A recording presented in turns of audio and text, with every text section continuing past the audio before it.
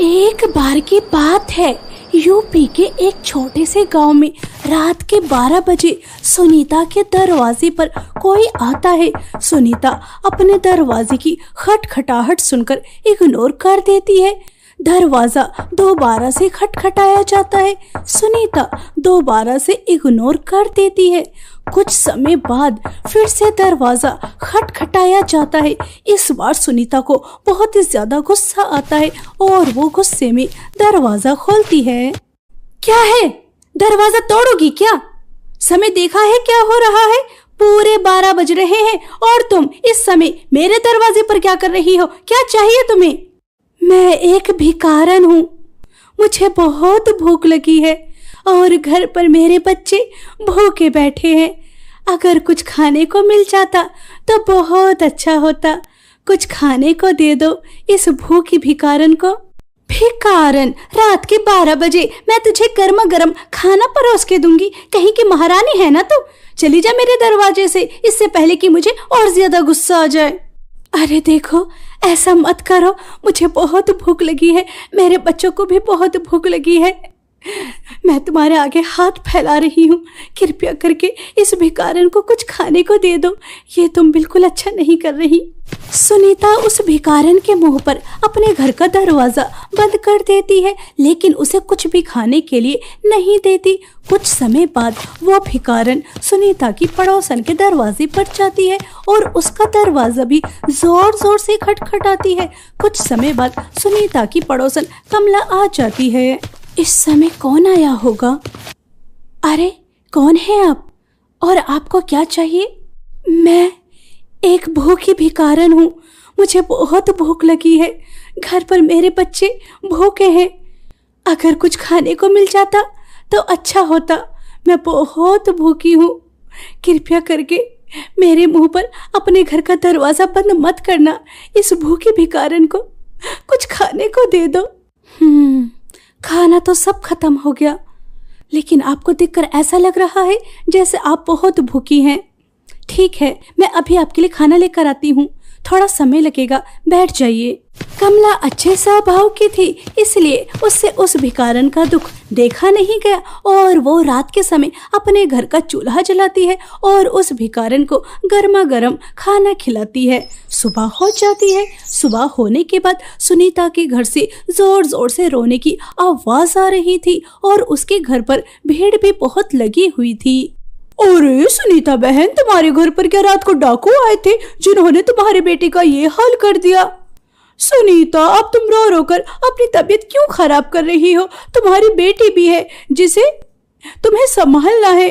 खुद को संभालो, जिसे जाना था वो तो चला गया। हाय हाय, मैं तो मर गई रे, बर्बाद हो गई रे। मेरा बेटा रात को सही सलामत सोया था। मुझे क्या पता था कि सुबह को मैं इसका मरा हुआ मुंह देखूंगी। हाय मेरा बच्चा। रात को तो मेरे घर पर कोई नहीं आया, न चोर न डाकू। एक भिखारन आई थी जो मुझसे खाने के लिए मांग रही थी, उसके बाद तो कोई नहीं आया। हाय मेरा बच्चा। हाँ, रात को वो भिखारन मेरे भी दरवाजे पर आई थी। बेचारी बहुत भूखी थी, मैंने उसे खाना खिलाया और उसने मुझे बहुत सारी दुआएं भी दी। सुनीता का रो रो कर बुरा हाल था और गांव वालों को भी राहुल की मौत का सदमा लगा था। और जैसे ही रात के 12 बजते हैं दोबारा से वो भिखारन इस गांव में आती है और वो इस बार कलावती के दरवाजे को खटखटाती है। चैन से 2 घड़ी सोने भी नहीं देती। क्यों आई हो? क्या चाहिए? घर पर घड़ी नहीं है क्या? रात के 12 बज रहे हैं। 12 बजे क्या करना आई हो? क्या चाहिए? मैं एक भिखारन हूँ, मुझे बहुत भूख लगी है। अगर कुछ खाने को मिल जाता तो बहुत अच्छा होता। मैं बहुत भूखी हूँ, मेरे बच्चे भी बहुत भूखे हैं। मैं तुम्हारे आगे हाथ फैला रही हूँ, इस भूखे भिखारन को कुछ खाने को दे दो, कुछ खाने को दे दो। अच्छा, तुझे भूख लगी है और मैं तुझे कुछ खाने को दे दूं? तुझे कुछ पता भी है कि महंगाई कितनी ज्यादा हो रही है? महंगाई आसमान छू रही है, आसमान। और तुझे क्या लगता है कि इतनी ज्यादा महंगाई में मैं तुझ जैसी फटीचर भिखारन को कुछ खाने को दूंगी? इतनी मेहनत से पैसे कमाए जाते हैं और मैं तुझे मुफ्त में रोटियां खिलाऊंगी। चल चल भाग यहाँ से, मैं तुझे कुछ नहीं देने वाली। कलावती भिखारन के मुंह पर दरवाजा बंद कर देती है और अब यह भिखारन कलावती की पड़ोसन के दरवाजे पर जाती है और उसका दरवाजा खटखटाती है और उससे भी खाने के लिए मांगती है। लेकिन वो भी कलावती की तरह कंजूस थी, वो भी उस भिखारन को कुछ भी नहीं देती, दुत्कार कर फिटकार कर अपने दरवाजे से भगा देती है।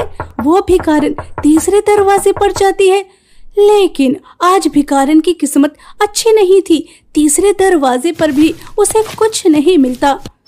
सुबह हो जाती है। कलावती का बेटा, निर्मला की बेटी और सुजाता की बेटी, इन तीनों की मौत हो चुकी थी। तीनों के घर पर मातम हो रहा था।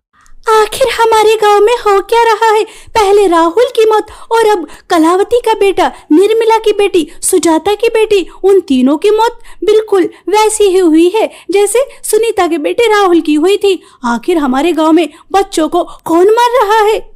हाय दैया रे दैया, मेरा इकलौता बेटा, मैं उसे कितना ज्यादा प्यार करती थी, वो मुझे छोड़कर चला गया। मुझे छोड़कर चला गया मेरा इकलौता बेटा। मेरा बेटा मुझे छोड़कर कैसे चला गया? अब मैं उसके बिना कैसे रहूंगी? अरे बहन, मेरी तो कुछ समझ में नहीं आ रहा। जिस तरह से राहुल की मौत हुई उसी तरह कृष की भी। आखिर हमारे गांव में कौन घूम रहा है जो रात को ही बच्चों को अपना शिकार बना रहा है?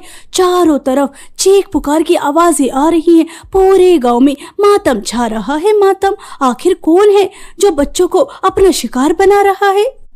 मेरा बच्चा तो मेरे पास ही सो रहा था। रात को तो मेरे घर पर कोई आया भी नहीं, कोई भी नहीं। एक भिखारन आई थी जो मुझसे खाने के लिए मांग रही थी, लेकिन मैंने उसे अंदर नहीं आने दिया, दरवाजे से ही भगा दिया। उसके बाद तो कोई नहीं आया। गांव वालों को समझ में नहीं आ रहा था कि आखिर रात को बच्चों को कौन अपना शिकार बना रहा है। आखिर वो कौन है जो बच्चों को नुकसान पहुंचा रहा है। गांव में चारों तरफ मातम छा रहा था, चारों तरफ चीख पुकार की आवाजें आ रही थी। ऐसे ही कुछ दिन बीत जाते हैं। हमेशा की तरह वो भिखारन दोबारा से इस गांव में आती है। मैं एक भूखी भिखारन हूँ, मुझे बहुत भूख लगी है, मेरे बच्चे भी भूखे हैं, मुझे कुछ खाने को दे दो। इस घर से भिखारन को कुछ भी खाने को नहीं मिलता और बहुत समय हो जाता है, लेकिन कहीं से कुछ भी खाने को नहीं मिलता और वो एक जगह जाकर अपने असली रूप में आ जाती है और बहुत ही ज्यादा गुस्सा करती है। भिखारन कोई और नहीं बल्कि रात में भीख मांगने वाली एक चुड़ैल थी, जो रात के 12 बजते ही गांव में जाकर लोगों के दरवाजे खटखटाया करती थी। इस गांव के लोगों को अपने बच्चों से बिल्कुल भी प्यार नहीं है। ये मुझे कुछ खाने के लिए क्यों नहीं दे रहे? अगर कुछ खाने को दे देंगे तो इनके बच्चे जिंदा बच जाएंगे। अगर इन्होंने मुझे कुछ खाने के लिए नहीं दिया तो मुझे मजबूरी में इनके बच्चों को अपना शिकार बनाना पड़ेगा। चलो दूसरे घर पर जाती हूँ, क्या पता वहां पर कुछ खाने को मिल जाए। अगर नहीं मिलेगा तो मुझे बच्चों को तो शिकार बनाना ही पड़ेगा। ऐसा सोचकर वो चुड़ैल इस गांव के दूसरे घर पर जाती है और वहां जाकर भीख मांगती है और उसे यहाँ पर कुछ खाने के लिए मिल जाता है और वो चुड़ैल खुश होकर वहां से आ जाती है। लेकिन जिस घर से उसे खाने के लिए नहीं मिलता, जब उसकी माँ सो जाती है तो वह उसके घर पर जाती है ताकि वह उसके बच्चे का शिकार कर सके। तुम्हारी माँ की वजह से तुम्हें सजा मिल रही है। अगर तुम्हारी माँ मुझे कुछ खाने को दे देती तो तुम बच जाती, लेकिन अफसोस अब तुम नहीं बचोगी। मेरा शिकार होने के लिए तैयार हो जाओ।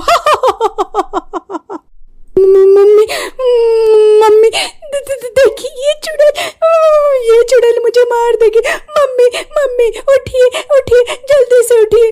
मम्मी ये चुड़ैल मुझे मार देगी। चुड़ैल मुझे छोड़ दो। मैंने तुम्हारा क्या बिगाड़ा? मुझे छोड़ दो, मुझे छोड़ दो। मम्मी उठिए ना। देखिए ये चुड़ैल मुझे मार देगी। ये चुड़ैल मुझे मार देगी। तुम्हारी माँ नहीं उठेगी, अब तुम्हें मेरा शिकार होना ही पड़ेगा। सुबह को तुम्हारी माँ तुम्हें देखकर तड़प उठेगी। उसकी बेटी के साथ ये सब किसने किया? लेकिन किसी को पता ही नहीं चलेगा कि इस गांव में रात को भीख मांगने वाली चुड़ैल आती है और उनके बच्चों को अपना शिकार बना लेती है। चलो जल्दी से अब मेरा शिकार हो जाओ। और इतना कहकर भीख मांगने वाली चुड़ैल उस मासूम बच्ची को अपना शिकार बना लेती है और खुश होकर वहां से आ जाती है। सुबह को कावेरी अपनी बेटी को देखती है तो उसकी चीख निकल जाती है। उसका भी रो रो कर बुरा हाल था और अब तो गांव वालों को बहुत ही ज्यादा टेंशन हो जाती है। इस गांव में जो भी बच्चों का शिकार कर रहा है वो बहुत ही ज्यादा शातिर है, बहुत ही सावधानी से काम कर रहा है। वो कानों कान किसी को खबर भी नहीं होने देता। अब हमें रात को जागना होगा, इस गांव में पहरा देना होगा, यह पता लगाना होगा आखिर वो कौन है जो रात को आता है, मासूम बच्चों को अपना शिकार बनाता है। मेरी बच्ची को उस भिखारन ने मारा है। उस भिखारन ने मेरी बच्ची को मारा है। मैंने उसकी आंखों को देखा था, उसकी आंखें आम नहीं थी, बहुत खतरनाक थी। उसने ही मेरी बच्ची को मारा है।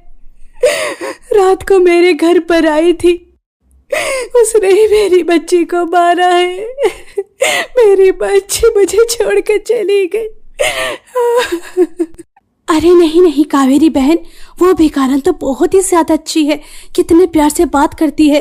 बेचारी का पति शराबी है, अपने बच्चों का पालन पोषण करने के लिए भीख मांगती है। इज्जत घराने की है इसलिए रात में भीख मांगती है। वो बहुत अच्छी है। कमला तुम अच्छी हो ना, इसलिए तुम्हें सब लोग अच्छे ही लगते हैं। लेकिन मुझे उस भिखारन के ऊपर ही शक हो रहा है। जिसके घर पर वो गई उन सभी के बच्चे उनसे दूर हो गए। वो बहुत बुरी है, बहुत बुरी। वो बच्चों को अपना शिकार बनाती है। वो तो मेरे भी घर पर आई थी लेकिन मेरे बच्चों को तो उसने कोई नुकसान नहीं पहुंचाया। तुम बेचारी भिखारन के ऊपर शक कर रही हो। हमें असली मुजरिम को पकड़ना है और उसे सबक सिखाना है। कमला को उस भीख मांगने वाली चुड़ैल के ऊपर इसलिए शक नहीं हो रहा था क्योंकि उसके घर पर भी वो आई थी लेकिन उसके बच्चों को उसने कोई नुकसान नहीं पहुंचाया। गांव के सभी लोग रात को सोते नहीं हैं, वो पहरा देते हैं कि रात को आखिर वो कौन आता है जो गांव के बच्चों को नुकसान पहुंचाता है। मुझे तो बहुत नींद आ रही है, मैं तो सोने जा रहा हूँ। और इस तरह से एक एक कर पहरा देने वाले सभी लोग अपने अपने घर जाकर सो जाते हैं। और जब वो लोग चले जाते हैं तो भीख मांगने वाली चुड़ैल आ जाती है। गांव के सभी बेवकूफ इंसान सोने के लिए चले गए। चलो अब मैं भीख मांगकर अपना शिकार करती हूँ।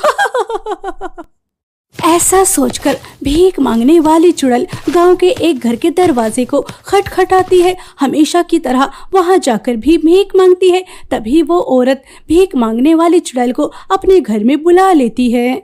हाँ क्यों नहीं, मेरे दरवाजे पर जो भी आता है मैं उसे भूखे पेट जाने नहीं देती। मैं तुम्हारे लिए खीर पूरी और भी ज्यादा स्वादिष्ट खाना बनाती हूँ। थोड़ा समय लगेगा, यहाँ बैठ जाइए।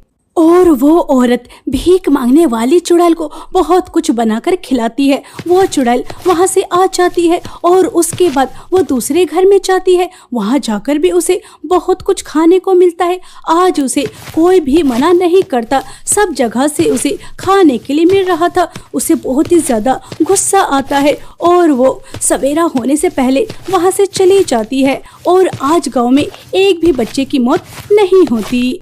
इतने दिनों में आज की सुबह अच्छी है क्योंकि आज गांव में किसी भी बच्चे की मौत नहीं हुई। जो भी बच्चे को अपना शिकार बना रहा था हमारे गांव में लोगों ने पहरा दिया, इसलिए वो डर के रात को आया ही नहीं। इतना खुश होने की जरूरत नहीं है। हमें अच्छी तरह से पता है गांव के लोगों ने अच्छी तरह से पहरा नहीं दिया, समय से पहले सोने के लिए चले गए। तुम्हें क्या लगता है इस गांव में रात को किसी भी बच्चे की मौत क्यों नहीं हुई? क्योंकि जब रात को वो भिखारन भीख मांगने आई थी तो वो किसी भी दरवाजे से खाली हाथ नहीं गई। सबके घर से उसे कुछ न कुछ खाने को मिला। कावेरी बहन बिल्कुल ठीक कह रही है। वो भिखारन ही है जो बच्चों को अपना शिकार बना रही है। उसने मेरे घर पर इसलिए हमला नहीं किया था क्योंकि मैंने उसे खाने को दिया, और यह पता लगाने में हमें ज्यादा समय नहीं लगा। वो भिखारन ही है और वो बहुत खतरनाक है जो बच्चों को अपना शिकार बना रही है। अब हमें उसे रंगे हाथों पकड़ना है।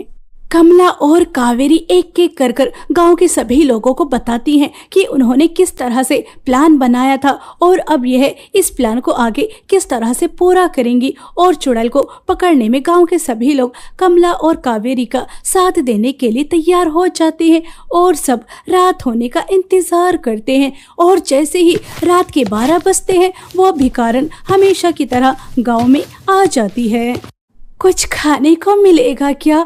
बहुत भूख लगी है। चुड़ैल को इस घर में कुछ भी खाने को नहीं मिलता और वो खुश होकर आ जाती है क्योंकि वो सोचती है कि अब वो इस घर में शिकार आसानी से कर सकती है। और जब सुनहरी सो जाती है तो वो उसके घर पर आती है और उसके बच्चे को अपना शिकार बनाने ही वाली थी कि तभी गांव के सभी लोग वहां पर आ जाते हैं और रंगे हाथों भीख मांगने वाली चुड़ैल को पकड़ लेते हैं। भीख मांगने वाली चुड़ैल मेरे बच्चे को अपना शिकार बनाएगी, अब तो यहाँ से बचकर नहीं जा सकती।